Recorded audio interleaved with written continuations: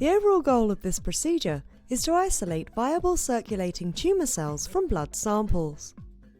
Begin with preparation of the isolation microtubes.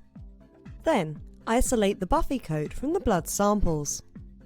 Next, process the buffy coat through the functionalized microtube device.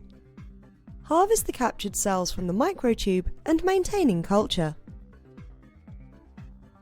By using a device that physiologically mimics a venule to biomimetically capture flowing CTCs without inflicting cellular injury, this technique offers functionality in a clinical setting to develop personalized cancer therapies.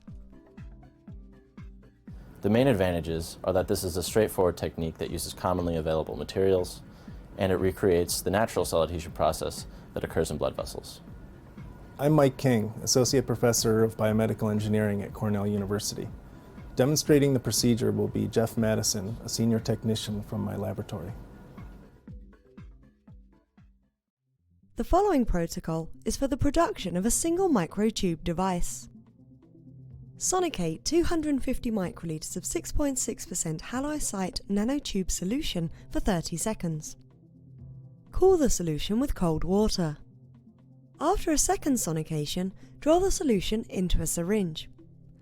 Filter the solution through a 0.45 micron syringe filter into a clean microfuge tube.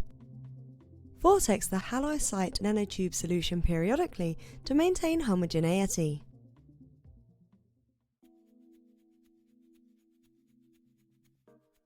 Obtain a 50 cm long section of microrenethane microtubing.